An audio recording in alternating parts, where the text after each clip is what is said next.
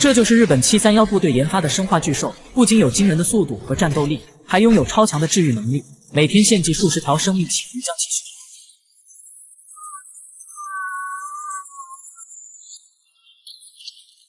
可他们并不知道，这只怪物竟慢慢恢复了自主意识。就在两人交谈时，已经乘坐电梯偷偷来到了楼上。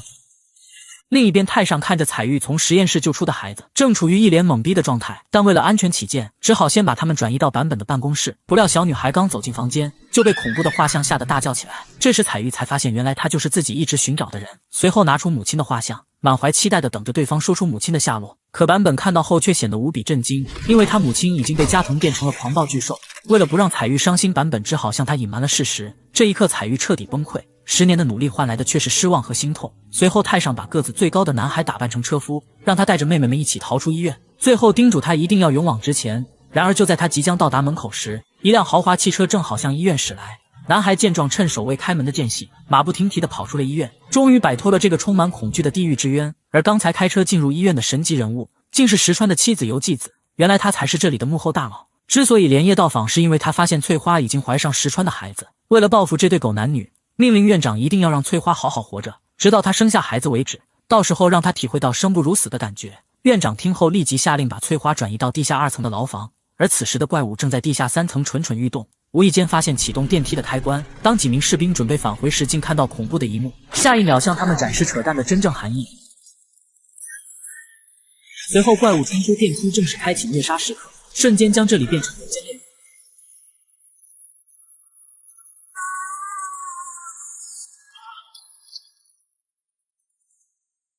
另一边，太上准备到地下室继续寻找翠花和彩玉失踪的母亲，不料刚走出房间，就和巡逻的日军迎面相撞。太上一把将彩玉拽到墙角，让紧张的气氛瞬间充满荷尔蒙的气息。好在有坂本在前面掩护，帮他们成功逃过一劫。为了不打草惊蛇，坂本和清洁工回到各自岗位，剩下的4人再次来到楼顶，准备从通风管道进入。这时阿俊看到之前被打晕的黄狗，毫不犹豫举起手中的武士刀，让他们接受上帝的审判。不料这一幕却被瞭望塔的守卫看到。很快一群黄狗冲到楼顶，发现了那些惨死的同伴。就在他们处理尸体时，其中一名士兵无意间注意到通风管道的异常。此时太上几人已经顺着通风管道来到了洗衣房，可还没等他们离开，那名士兵便持枪出现在了身后。本以为他们一个手起刀落就能干掉对方，没想到士兵力大如牛，一把将彩玉击飞。太上见状急忙上前帮忙，而阿俊却趁两人打斗时逃出了房间。最后太上在主角光环的保护下解决了对方，不幸的是腹部的伤口也因此裂开。彩玉看到后被深深感动，这才发现他居然身受重伤还前来营救，刹那间眼神中充满了浓浓的爱意，让太上感受到了前所未有的温暖。父亲被这把狗粮撒得猝不及防，决定和他们分开行动，半个小时后在约定地点汇合。不料两人刚走出房间，就听到走廊里传来怪兽的嘶吼，紧接着一名士兵漂浮着出现在他的面前。太上被吓得不敢吱声，傻傻地愣在原地。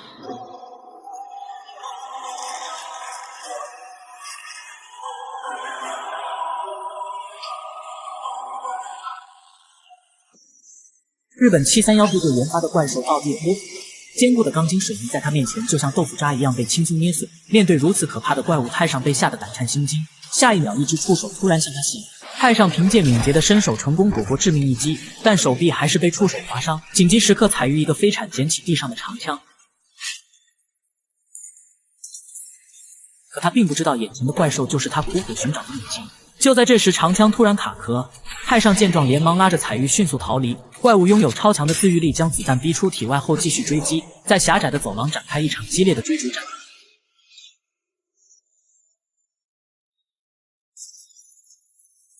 父亲听到枪声后立马跑了过来，看着地上的匕首，预感大事不妙。好在千钧一发之际，两人成功躲进一间锅炉房。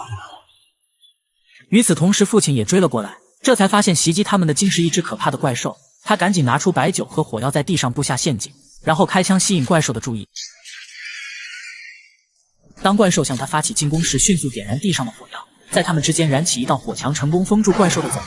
可让他万万没想到的是，怪兽竟伸出长长的触角，再次向他发起进攻。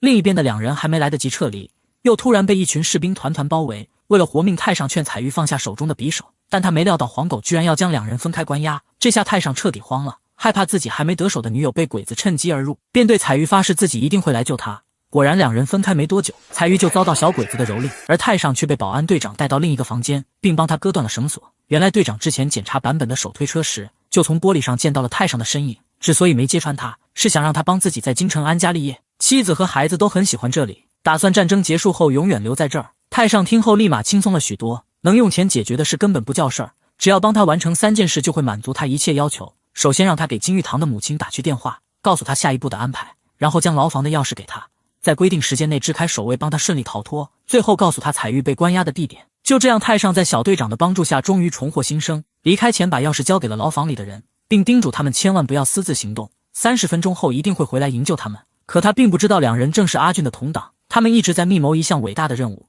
阿俊之所以和他一起潜入医院，是想从同伴口中获得之前埋藏炸药的位置。不幸的是，几人交谈时却被日军发现，随后将阿俊关进牢房进行严刑逼供，逼他说出同党的信息，否则就会像罐子里的人一样制成人体标本。另一边，羽田还在对彩玉进行疯狂报复，向他证明自己不是扬而不举之人。关键时刻，加藤突然出现，阻止了这场羞辱大战，随后将彩玉带到自己的办公室，看着他那双尖锐的眼神，仿佛有种似曾相识的感觉，连忙询问彩玉母亲的名字，结果发现她竟是那只生化怪兽的女儿。这时加藤眼前一亮，偷偷将带有生化病毒的水递到彩玉面前，决定把她像母亲一样也打造成可怕的怪兽。可彩玉行走江湖多年，一眼就看出水里有问题，无奈之下只好将她暂时关进牢房。这时彩玉无意间在墙上看到2行血字，发现这里正是之前关押母亲的牢房。这一刻彩玉瞬间崩溃，因为这是她10年来离母亲最近的一次。就在这时，太上终于赶到，除掉2名守卫后，成功将彩玉救了出来。可彩玉并不愿和他离开，决定独自行动，继续寻找母亲的下落。太上劝说无果后，一把将他拥入怀中，叮嘱他一定要活到最后。随后2人开始分头行动，彩玉再次找到加藤，逼他说出母亲的下落。另一边，太上准备返回牢房拯救那些无辜的同胞，可当他赶到后，却发现里面早就空空如也。原来熊大熊二早就带着众人逃之夭夭，结果没走多远就被一群士兵挡住了去路，向他们展开疯狂射击。就在众人不知所措时，太上从天而降，轻松干掉了所有士兵。当他带着大家准备逃跑时，其中1名士兵突然满血复活，然而下一秒，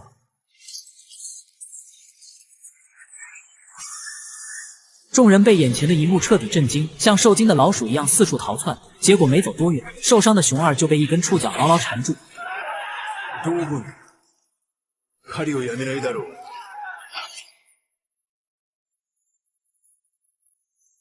瞬间将他的脑髓稀释殆尽。太上见状，立马挺身而出，为大家展示逃跑时间。他并不知道怪兽拥有超强的治愈能力，即使打光所有子弹也伤不到对方。千钧一发之际，太上看到地上的压缩氮气，急忙用枪砸开了瓶口。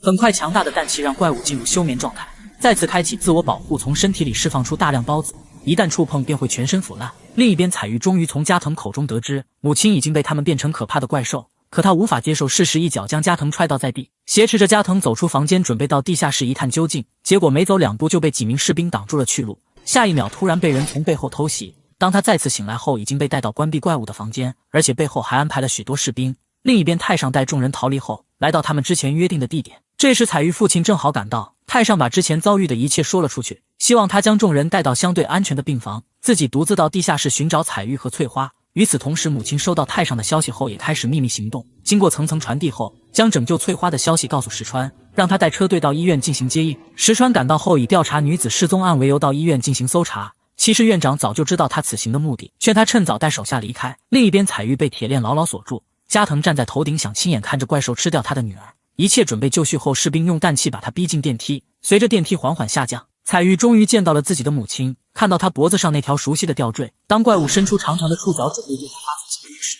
彩玉使出全身力气对她喊了一声母亲，没想到真的唤醒了母亲的记忆，脑海中闪现出和女儿在一起的幸福画面。加藤被眼前的一幕彻底震惊，立刻下令击杀彩玉。怪物见状迅速跑到女儿身后，用身体挡住了所有子弹，然后像格鲁特一样伸出长长的触角，在他周围形成一个坚强的护盾。相隔10年，让他再次感受到伟大的母爱。当士兵朝他们喷出冰冷的氮气时，母亲一把打断地上的铁链，将他扔到安全的角落，凭借坚信的毅力对那群禽兽发起猛烈进攻，但没过多久就完全失去了战斗力，再次被他们关进了牢笼。就在这时，太上及时出现，将彩玉成功救走。加藤发现彩玉失踪后，立即下令对他进行全程搜捕，而此时他们已经在眼镜男的帮助下成功混进队伍，然后趁机跑到医护室和其他人会合。而令人震惊的是，小队长居然把翠花带了过来，决定和他们一起逃走。随后，太上告诉众人6点准时开始逃跑计划，10分钟之内所有人必须全部上车。此时，管家已经按计划把车开到了楼下，等待6点的钟声响起。可是事情真的会这么容易吗？不出意外的话，肯定会发生意外。